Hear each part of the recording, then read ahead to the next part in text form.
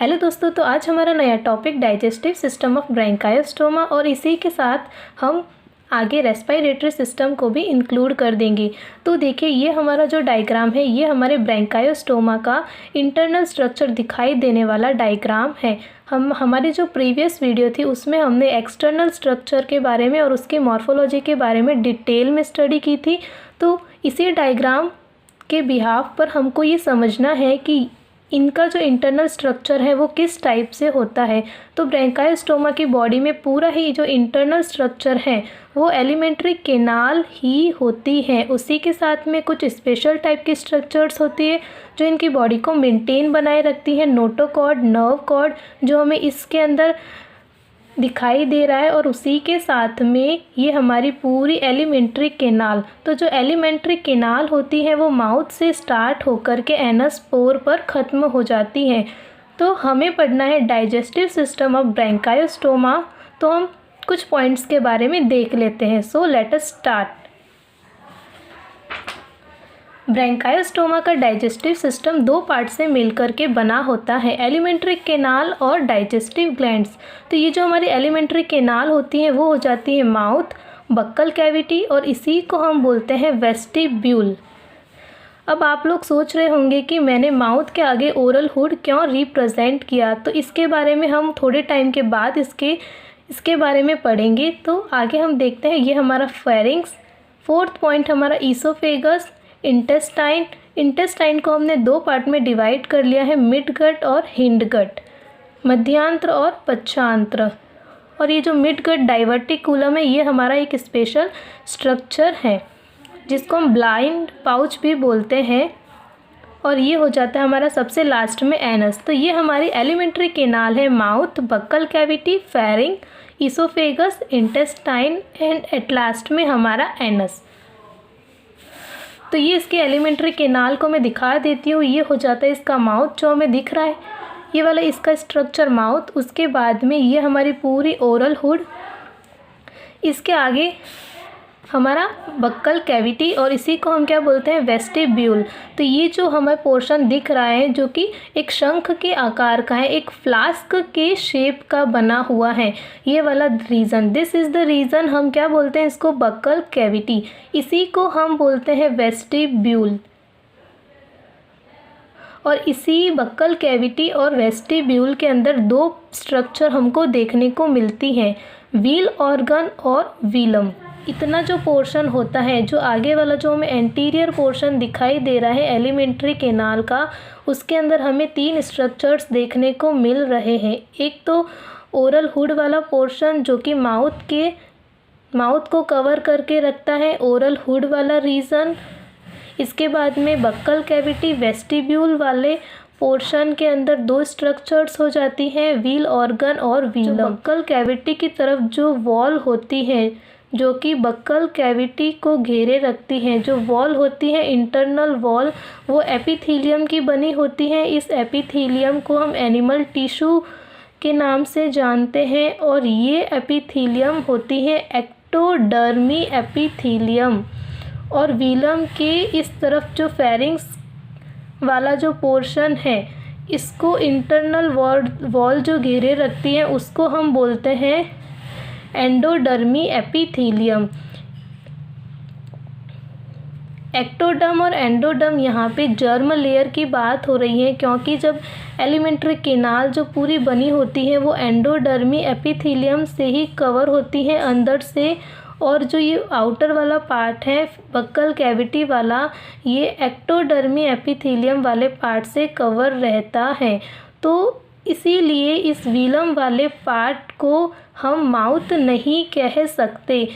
ब्रोंकायोस्टोमा का जो real mouth होता है वो यही होता है जहाँ से फूड मटेरियल अंदर इनटेक करता है एलिमेंट्री केनाल में। बक्कल कैविटी के अंदर जो फूड मटेरियल जाता है, ये जो माउथ है इसी को हम रियल माउथ कहते हैं, क्योंकि हमेशा ही माउथ की ओपनिंग ऐसे प्लेस पर होती है जहाँ की वॉल होती है वो एक्टोडर्मी होती है। इसीलिए इस वाले माउथ को रियल माउथ कहा। और ये वाला जो माउथ है जो कि व्हीलम, जो कि बक्कल कैविटी और फेरिंग्स वाले पोर्शन को सेपरेट करके रखता है, अलग रखता है। और इसी फिलम वाले पोर्शन में एक छेद है जहाँ से फूड मटेरियल आ सकता है फेरिंग्स वाले पोर्शन में। तो इसको फॉल्स माउथ कहा है, क्योंकि फेरिंग्स वाला जो इंटरनल वॉल है वो पूरा किसका बना होता है, एंडोडर्म का बना होता है। जो एंडोडर्म जर्म लेयर होती है उसका बना होता है, और जो मीजोडर्म जर्म लेयर होती है उससे ब्रैंकायोस्टोमा के मसल्स बने होते। ये सी वाटर के अंदर प्रेजेंट होते हैं ब्रैंकायोस्टोमा। तो ये अपने फूड मटेरियल को सी वाटर से ही लेते हैं। तो जब ये अपने फूड मटेरियल को लेते हैं तब विलम से होते हुए जब फेरिंग्स वाले पोर्शन में आता है तो वाटर जो होता है वो फेरिंग्स वाले पोर्शन के अंदर गिल स्लिट्स की हेल्प से इस थैलेनुमा स्ट्रक्चर में आ जाता है, जिसको हम बोलते हैं एट्रियम। तो यहाँ से वाटर आता है और वाटर इसी पोर की हेल्प से इसकी बॉडी से बाहर निकल जाता है। और आगे जो पार्ट होता है जो नैरो हो गया, इसको हम बोलेंगे ईसोफेगस। और इसके बाद में ये जो आगे जो पार्ट जाता है ईसोफेगस से होता हुआ, ये हमारा हो जाता है इंटेस्टाइन वाला पार्ट। इंटेस्टाइन में भी दो पार्ट्स होते हैं, मिड गट और हिंड गट, मध्यांत्र और पश्चांत्र।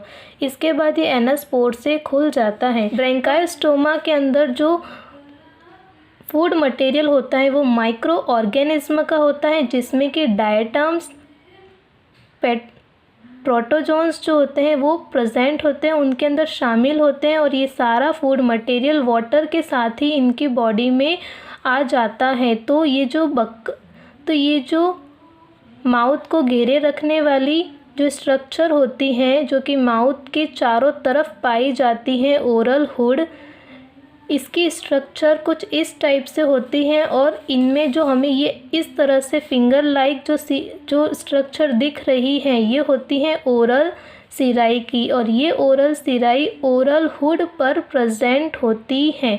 ओरल हुड का अगर हम स्ट्रक्चर देखें तो ये हमारा ओरल हुड है, पूरा रिंग की तरह, जो कि माउथ को घेरे रखता है। यहाँ पर ये हमारा हो जाता है माउथ। ये मैंने आधा पोर्शन ही लिया है, ये भी पूरा राउंड होता है, ठीक है। और ये माउथ ब्रैंकायोस्टोमा के वेंट्रोलेटरल साइड पर एक अपर्चर की फॉर्म में खुल जाता है, जो कि ओव्यूल शेप का होता है। और उसी को ये ओरल हुड इसी माउथ को घेर कर के रखता है। और इस ओरल हुड पर हमको 3 टाइप की स्ट्रक्चर देखने को मिलती हैं। एक तो ये जो फिंगर लाइक हमको दिखाई दे रही, इनको हम बोलते हैं ओरल सिराई। इनके बीच में ब्लैक कलर के स्केलेटल रॉड्स, और ये ब्लू वाला पोर्शन है, इनको हम बोलते हैं सेंसरी पेपिला।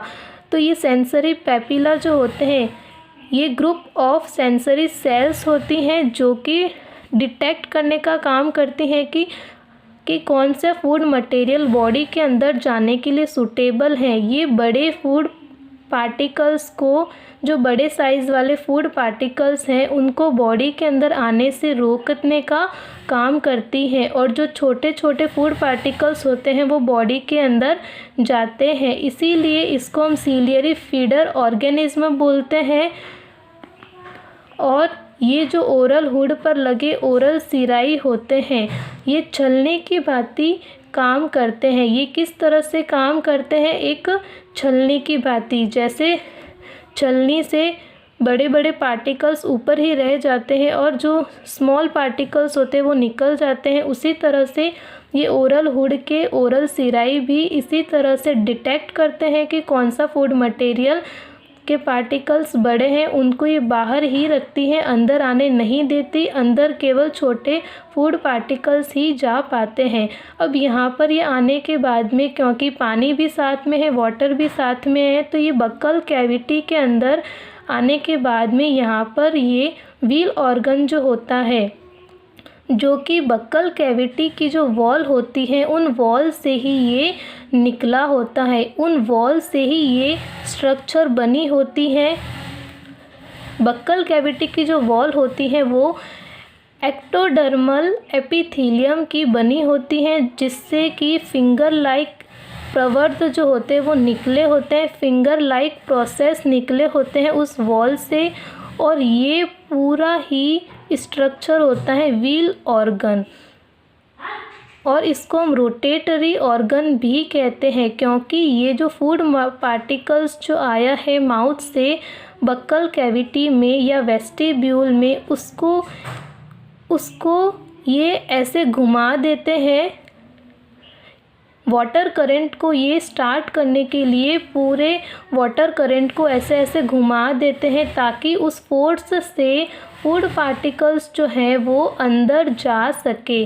अब इसी फिंगर लाइक जो प्रोसेस है जिनको हम प्रवर्ध कहते हैं, ये का आउट ग्रोथ होती है बक्कल कैविटी की वॉल से निकली हुई, जिनको हम प्रवर्ध कहते हैं। ये फिंगर लाइक स्ट्रक्चर होती हैं और इन्हीं प्रवर्ध के बीच में एक खांच प्रेजेंट होती है, और इन्हीं खांचों से इनके बीच में खांचें प्रेजेंट होती हैं। इन्हीं व्हील ऑर्गन के अंदर जो बीच वाला जो फिंगर लाइक प्रवर्ध होता है वो सबसे ही बड़ा होता है, और बक्कल कैविटी की जो वॉल होती है उस वॉल के अंदर एक छोटा सा गड्ढा होता है। बक्कल कैविटी की जो वॉल होती है, ये मैंने पिंक वाले रीजन से दिखाया है, इसी वॉल के अंदर एक छोटा सा गड्ढा होता है जिसको हम बोलते हैं हेड्सचेक ग्रूव, हेड्सचेक की खांच या फिर गड्ढा। पीट मतलब होता है गड्ढा। तो ये दिखाएं हेड्सचेक ग्रूव, और इसी ग्रूव से ये जो सबसे बड़ी जो बीच वाली फिंगर लाइक प्रोसेस होता है, जो बीच वाला प्रवर्ध होता है, वो इसी के बिल्कुल ही सहारे पर होता है, और इसके बीच में भी एक ब्लैक ये जो बताया है ये खांच प्रेजेंट होती है।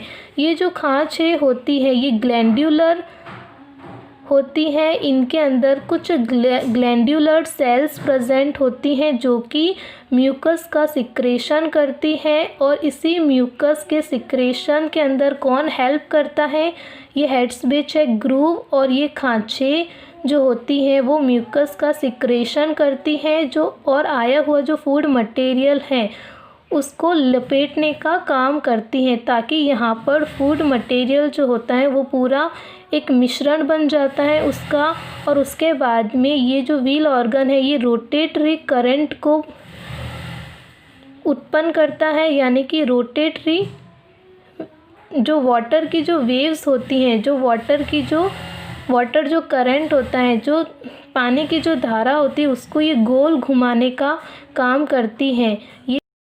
ये व्हील ऑर्गन उसको गोल गोल घुमाती है, जिससे कि फूड मटेरियल और वाटर जो होता है वो व्हीलम वाले पोर्शन में आ जाता है। तो ये व्हीलम वाला जो पोर्शन होता है ये हमारा, अब इस व्हीलम का अगर मैं टीएस दिखाऊँ, अगर हम इसका टीएस कट करके देखते हैं व्हीलम वाले पार्ट का, तो ये हमें कुछ इस टाइप से दिखाई देगी। This is the part of phloem. तो ये हमारे व्हीलम का टीएस हो जाता है। व्हीलम जो होती है वो एक मेम्ब्रेन होती है जिसके बीच में एक फाल्स माउथ की ओपनिंग होती है। ये जो हमें पूरी वाइट स्ट्रक्चर दिख रही है ये है हमारा फाल्स माउथ, जहाँ से ओपनिंग होती है, और इसी माउथ से जो बक्कल कैविटी का जो वाटर के साथ फूड मटेरियल होता है, क्योंकि म्यूकस की हेल्प से वो एक मिश्रण में बदल जाता है, और वही मिश्रण वाटर करंट के साथ में जो व्हीलम वाला पार्ट है उस व्हीलम वाले पार्ट के जो फाल्स माउथ है, जहाँ से एक माउथ की ओपनिंग होती है फाल्स माउथ, जिसको हम बोलते हैं एंटेरोस्टोम, इस माउथ से ये फूड मटेरियल वाला वाटर करंट जो होता है वो व्हीलम के इस माउथ से ही फेरिंग्स वाले पोर्शन में आ जाता है। तो ये जो फाल्स माउथ है, व्हीलर एक मेम्ब्रेन होती है जो कि स्पाइनेक्टर्स की तरह एक्ट करती है। तो व्हाट इज स्पाइनेक्टर? स्पाइनेक्टर जो होता है वो एक सर्कुलर मसल्स होता है तो ये जो मेम्ब्रेन होती है वीलर रिंग, जो हमें ये दिख रही है वीलर रिंग, ये एक मेम्ब्रेन होती है जो कि स्पाइन नेक्टर्स की तरह एक्ट करती हैं, एक सर्कुलर मसल्स की तरह एक्ट करती हैं, जो कि इस एंटेरोस्टोम, ये जो फाल्स माउथ की ओपनिंग हो रही है, इस माउथ की ओपनिंग पर कंट्रोल करती हैं। ये इस माउथ को बंद भी कर सकती हैं और खोल भी सकती हैं। तो ये सर्कुलर रिंग, जो वीलर रिंग है, ये स्पाइनेक्टर्स की तरह एक्ट करती हैं, जो कि मसल्स, सर्कुलरी मसल्स की तरह परफॉर्म करती हैं और इस माउथ को क्लोज करने और ओपन करने के लिए रेस्पॉन्सिबल होती हैं। ये मेम्ब्रेन, जो हमें ग्रीन वाला पोर्शन दिख रहा है, ये पूरा मेम्ब्रेन है, और ये जो ब्लैक वाला हमें लाइन लाइन दिख रहा है, ये भी पूरी मेम्ब्रेन है। ये इसका आगे वाला पार्ट दिख रहा है। और इसी फाल्स माउथ के चारों ओर कुछ व्हीलर टेंटिकल्स हमें दिखाई दे रहे हैं, जिसके नंबर होते हैं 12। ये 12 नंबर्स के अंदर प्रेजेंट होते हैं। और इन व्हीलर टेंटिकल्स पर प्रेजेंट जो सेंसरी पेपिला है, जो हमारे ओरल हुड के ऊपर, जो ओरल सिराई पर जो हमें स्ट्रक्चर दिखाई दे रही थी सेंसरी पेपिला की, इनका और इनका दोनों का ही काम सेम होता है। ये डिटेक्ट करते हैं कि कौन सा फूड मटेरियल ब्रैंकायोस्टोमा के बॉडी के लिए सूटेबल है। तो ये कीमो रिसेप्टर्स की तरह काम करते हैं, फूड मटेरियल को डिटेक्ट करने का काम करते हैं।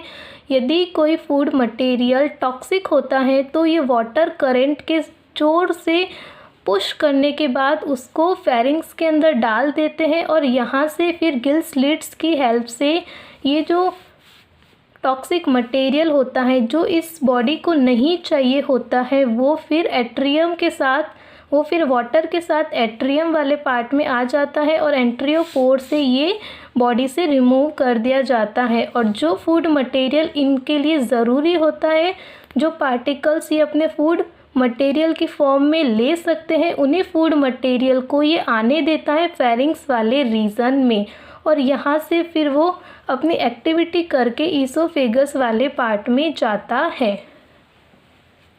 ये जो हमें व्हीलर टेंटिकल्स दिखाई दे रहे हैं एंटेरोस्टोम के चारों ओर, ये पोस्टीरियर रीजन पर होते हैं, यानी कि इनकी साइड किस तरफ होती है, जहाँ से ईसोफेगस की ओपनिंग हो रही है, जहाँ से फेरिंग्स और ईसोफेगस की ओपनिंग हो रही है, उसी डायरेक्शन के अंदर ये खुलते हैं व्हीलर टेंटिकल्स पोस्टीरियर रीजन की तरफ।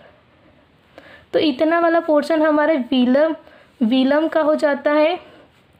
और ये एक मेम्ब्रेन होती है जो कि स्पाइन नेक्टर्स की तरह एक्ट करती हैं, एक सर्कुलर मसल्स की तरह एक्ट करती हैं, और ये मसल्स रेस्पॉन्सिबल होते हैं इस माउथ की ओपनिंग को खोलने और बंद करने के लिए। और इनके ऊपर कुछ व्हीलर टेंटिकल्स प्रेजेंट होते हैं, जिन पर स्पेशल टाइप की स्ट्रक्चर होती है सेंसरी पेपिला, जिससे ये डिटेक्ट करते हैं कि कौन से फूड मटेरियल को बॉडी के अंदर भेजना चाहिए, और टॉक्सिक फूड मटेरियल को यहाँ से फेरिंग्स में डालने के बाद गिल स्लिट से वाटर के साथ बाहर निकाल देते हैं, जहाँ पर ये एट्रियम में आ जाते हैं, और एट्रियम से वाटर के साथ ये टॉक्सिक मटेरियल बॉडी से रिमूव कर दिया जाता है। और जो नेसेसरी फूड पार्टिकल्स होते हैं वो वाटर के साथ ले लेते हैं, और फेरिंग्स के अंदर अब इनकी मैकेनिज्म जो होती है, जो इनकी एक्टिविटी होती है, वो स्टार्ट हो जाती है। तो अब हम हमारे फेरिंग्स की स्ट्रक्चर को देख लेते हैं कि ग्रसनी के अंदर क्या क्या प्रेजेंट होता है। तो ग्रसनी में हमें तीन स्ट्रक्चर दिखाई देती हैं। सबसे फर्स्ट ऑफ ऑल की ग्रसनी के दोनों लेटरली पोर्शन पर गिल स्लिट्स होते हैं और कुछ स्केलेटल्स रॉड्स होती हैं। ये जो हमें ब्लैक दिखाई दे रही है ब्रांच्ड और अनब्रांच्ड, तो ये हमारे स्केलेटल रॉड्स होते हैं जो कि फेरिंग्स को सपोर्ट रखते हैं, फेरिंग्स को सहारा देते हैं। और इनके ऊपर डोर्सल वाले पार्ट में और वेंट्रल वाले पार्ट में कुछ खांचे होती हैं, कुछ ग्रूव होती हैं, जिनके कुछ स्पेशल टाइप के नाम हैं, जिनको उन नाम से जानते हैं। तो ये जो ऑरेंज वाला मैंने डिनोट किया है, ये है हमारा एपीफेरेंजियल ग्रूव। और जो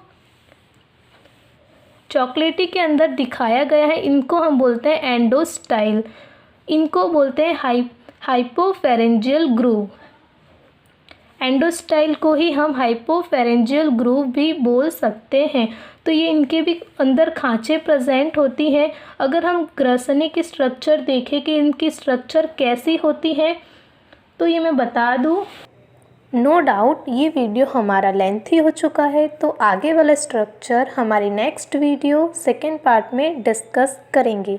सो थैंक यू।